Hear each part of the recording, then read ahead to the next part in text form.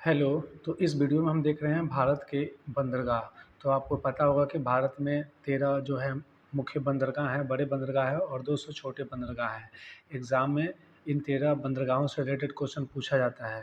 तो चलिए इस वीडियो में सारे जितने भी डाउट्स होते हैं हमारे बंदरगाह से रिलेटेड उसको क्लियर करते हैं।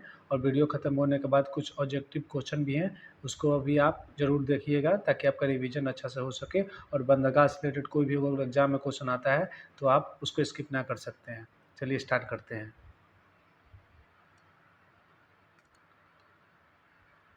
तो जैसे कि आप जानते हैं भारत के बंदरगाह जो हैं 13 हैं। ठीक, भारत में कितने बंदरगाह हैं? 13 बंदरगाह हैं। वहीं यहाँ पे पश्चिमी तट होता है और यहाँ पे पूर्वी तट। तो यहाँ पे पूर्वी तट पे 6 बंदरगाह हैं और 6 बंदरगाह पश्चिमी तट पे हैं, उनके नाम भी हम आगे बताएंगे। और एक बंदरगाह होता है जो कि अंडमान निकोबार द्वीप में है। तो 6 6 12 1 13 यहाँ टोटल बंदरगाह हो जाते हैं। भारत के बंदरगाह 75 से 17 किलोमीटर लंबी दूरी सीमा पर लगभग भारत की समुद्री सीमा जो है 75 से 17 किलोमीटर है। और भारत में 13 बड़े बंदरगाह और 200 छोटे बंदरगाह हैं। 13 बंदरगाहों में से 3 बंदरगाह ऐसे हैं जो कृत्रिम हैं, जो मानव के द्वारा बनाए गए हैं। और बाकी 10 जो है वो प्राकृतिक बंदरगाह हैं। ठीक, प्राकृतिक बंदरगाह। इसमें से जो 3 कृत्रिम बंदरगाह हैं उनके नाम है एनोर बंदरगाह, चेन्नई बंदरगाह और तूतीकोरिन बंदरगाह। एनोर बंदरगाह का नया नाम कामराज बंदरगाह हो गया है। और इसका निर्माण किया गया था चेन्नई बंदरगाह के सहायता के लिए इसका निर्माण किया गया एनोर बंदरगाह का। चेन्नई बंदरगाह जो है भारत का सबसे पुराना कृत्रिम बंदरगाह है। ठीक, और तूती बंदरगाह इसका नया नाम हो गया है चिदम्बरनार बंदरगाह। ठीक, तो ये सब इसको आपको ध्यान रखने हैं। चलिए आगे देखते हैं। आगे जो है देश का सर्वश्रेष्ठ प्राकृतिक बंदरगाह जो है विशाखापत्तनम बंदरगाह को कहा जाता है। और विशाखापत्तनम बंदरगाह जो है भूमध्य बंदरगाह है। देश का सबसे गहरा बंदरगाह भी कौन सा है? तो विशाखापत्तनम बंदरगाह ही है। और यह डॉल्फिन हाउस के पीछे स्थित है। तो विशाखापत्तनम बंदरगाह के बारे में ये 2 फैक्ट पूछता है कि सबसे गहरा बंदरगाह कौन सा है? विशाखापत्तनम बंदरगाह है। और ये डॉल्फिन हाउस पहाड़ी जो है उसके पीछे स्थित है विशाखापत्तनम बंदरगाह। अगला हमारा बंदरगाह है कंडला बंदरगाह। इसका नया नाम क्या हो गया है? दीनदयाल पुट कर दिया है कंडला बंदरगाह का नया नाम। मुंबई बंदरगाह का दबाव कम करने के लिए इसका निर्माण किया गया था और यह एक ज्वारीय बंदरगाह है।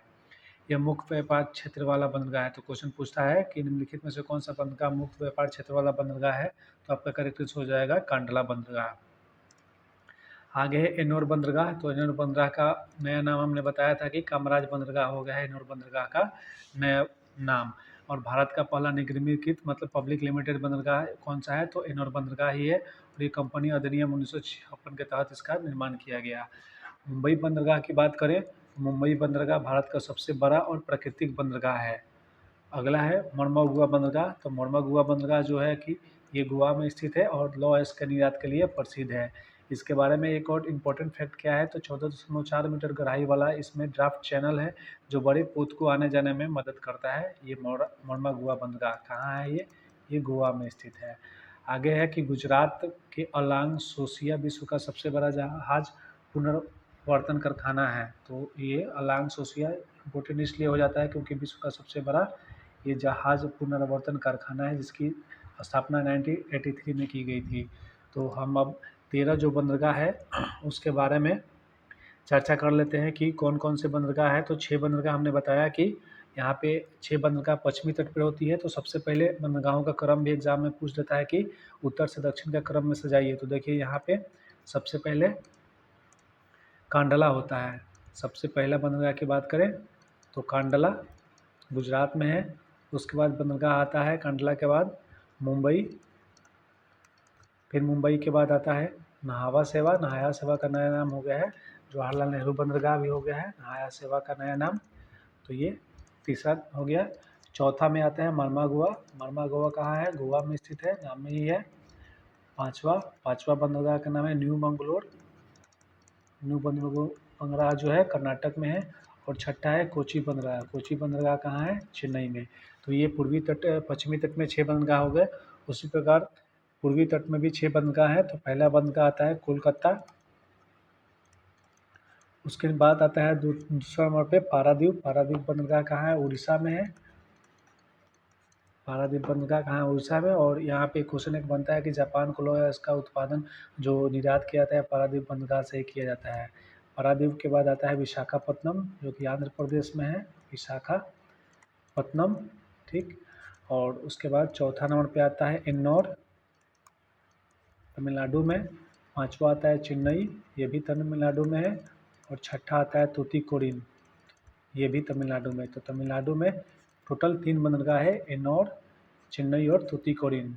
ये 6 12 हो गए टोटल। और एक होता है अंडमान निकोबार में, अंडमान और निकोबार में एक बंदरगाह होता है। तो टोटल ये 12 बंदरगाह, जो 13 बंदरगाह होते हैं इंपॉर्टेंट सबसे बड़े भारत के बंदरगाह हैं। तो चलिए अब इस टॉपिक से बनने वाले कुछ इंपॉर्टेंट MCQ क्वेश्चन देख लेते हैं। तो यहाँ पे पहला क्वेश्चन है कि भारत की समुद्र सीमा की कुल लंबाई कितनी है। तो भारत की समुद्र सीमा की कुल लंबाई 7517 किलोमीटर है। अगला क्वेश्चन है वर्तमान में भारत में कितने बड़े और कितने छोटे बंदरगाह हैं। तो भारत में 13 बड़े और 200 छोटे बंदरगाह हैं। ऑप्शन ए करेक्ट हो जाएगा।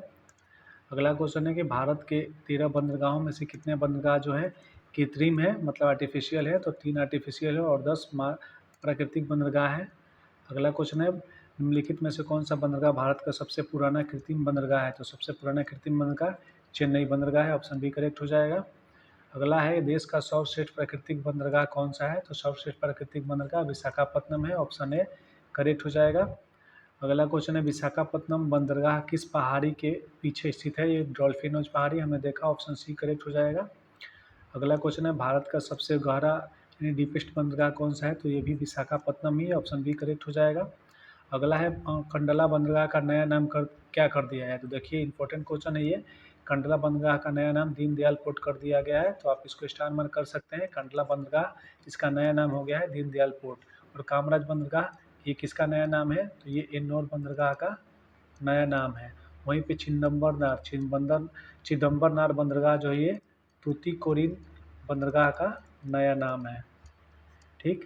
जवाहरलाल नेहरू पोर्ट ये नहावा सेवा बंदरगाह का नया नाम हो गया है। तो ये सब आपको याद रखने हैं। चलिए अगला है निम्नलिखित में से कौन सा एक ज्वारीय बंदरगाह है। तो ज्वारीय बंदरगाह कांडला है। ऑप्शन बी करेक्ट हो जाएगा। कांडला कहाँ स्थित है। कांडला गुजरात राज्य में स्थित है। ठीक। अगला क्वेश्चन है कांडला बंदरगाह के निर्माण का मुख्य उद्देश्य क्या था। तो कांडला बंदरगाह जो है उसका निर्माण का मुख्य उद्देश्य जो था मुंबई बंदरगाह का दबाव कम करना था, इसलिए इसका स्थापना किया गया कांडला बंदरगाह का। अगला क्वेश्चन है भारत का पहला निगमीकृत यानी कॉरपोरेट बंदरगाह कौन सा बना। तो पहला निगमीकृत बंदरगाह एन्नौर बना, जिसका नया नाम क्या है कामराज। इसका नया नाम कामराज है। अगला क्वेश्चन है एन्नौर बंदरगाह किस पुराने बंदरगाह की सहायता से बनाया गया। तो एन्नौर बंदरगाह जो है किस पुराने बंदरगाह की सहायता के लिए बनाया गया है। तो चेन्नई, ऑप्शन बी करेक्ट हो जाएगा। चेन्नई के लिए सहायता के लिए इसका बनाया गया। तूतीकोरिन बंदरगाह का नया नाम क्या है। तो तूतीकोरिन बंदरगाह का नया नाम चिदम्बरनार बंदरगाह है, जो कि तमिलनाडु राज्य में स्थित है। अगला है भारत का सबसे बड़ा प्राकृतिक बंदरगाह कौन सा है। तो सबसे बड़ा प्राकृतिक बंदरगाह कौन सा है मुंबई। ऑप्शन बी करेक्ट हो जाएगा। ठीक। अगला क्वेश्चन है मोरमागुआ बंदरगाह किस राज्य में स्थित है और यह किसके निर्यात के लिए प्रसिद्ध है। तो मोरमागुआ बंदरगाह गोवा राज्य में है और लौह अयस्क के उत्पादन के लिए निर्यात के लिए प्रसिद्ध है। अगला है मोरमागुआ बंदरगाह में बड़े पोतों के आने जाने के लिए कितने मीटर गहरा ड्राफ्ट चैनल है। 14.4 मीटर का ड्राफ्ट है। ठीक। अगला क्वेश्चन है गुजरात के ओलोंग सोसिया में क्या स्थित है। गुजरात के ओलोंग सोसिया में तो ये जहाज पुनरावर्तन कारखाना यानी कि शिप रिसाइकलिंग का कारखाना स्थित है। अगला क्वेश्चन है ओलोंग सोसिया जहाज पुनरावर्तन कारखाने की शुरुआत कब की गई थी। तो 1983 में 1983 में की गई थी। अगला है कि एन्नौर बंदरगाह को किस अधिनियम के तहत भारत का पहला पब्लिक लिमिटेड बंदरगाह बनाया गया। तो ये 1956 कंपनी अधिनियम 1956 के तहत बनाया गया। तो ये सारे जितने भी इंपॉर्टेंट बंदरगाह से रिलेटेड MCQ क्वेश्चन एग्जाम में प्रीवियस में पूछे गए थे और पूछे जाने की संभावना भी है, उनको हमने कवर भी कर लिया। तो अगर वीडियो आप लोगों को कंटेंट इसका अच्छा लग रहा होगा तो प्लीज़ लाइक जरूर करिए और सब्सक्राइब भी करिए। धन्यवाद।